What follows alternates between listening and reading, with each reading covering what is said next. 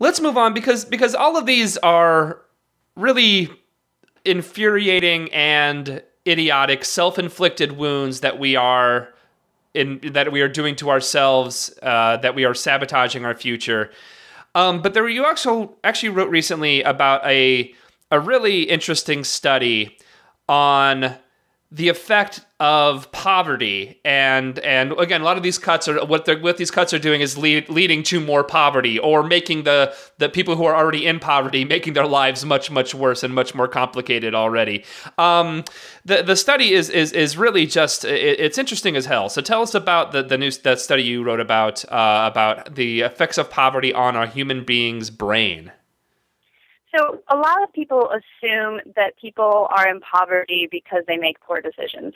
But there's actually a lot of research that shows it goes the other way, that people make poor decisions because they're in poverty. And what this study showed was that the mental strain of dealing with tight finances can drop someone's IQ by as much as 13%, which is the equivalent of losing a night's sleep.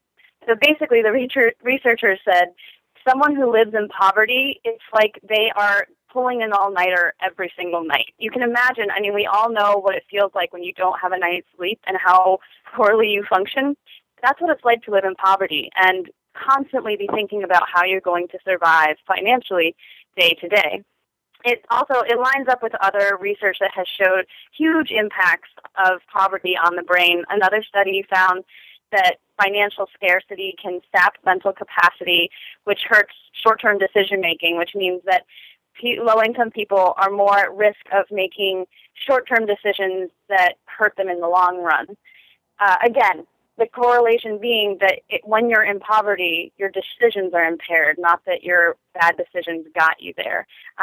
Poverty is a bigger indicator for mental illness than experiencing war for veterans who come home. So the impact of living in this condition is really drastic on a person's brain, and of course it's also drastic on children's brains. You know, it really has a difficult outcome. And as you're saying, I mean, sequestration is cutting services that low-income people rely on, which means that people who are already living in these conditions and dealing with this stress are going to find themselves more stressed. This impact is going to increase on their brains because they're going to have perhaps no head start to send their child to, and they're going to have to figure out that extra expense. Or they're going to lose their housing voucher and not know how they're going to house them and their family. These are incredibly difficult life circumstances to deal with, and we're imposing them on more and more Americans. Before I let you go, and I'm talking to Bryce Covert again from Think Progress, thinkprogress.org, it is now known that the debt ceiling has a deadline. It's mid-October when officially the debt ceiling is going to have to be raised, or we're going to start running out of money. Again, a lot of these are self-inflicted wounds that we've been talking about here. How worried do we need to be? I mean, obviously we have a Republican-controlled House that is not going to, I can't think, allow anything good to actually pass. I haven't been particularly thrilled with the way Democrats have been handling this either. They agreed to having the sequester go through.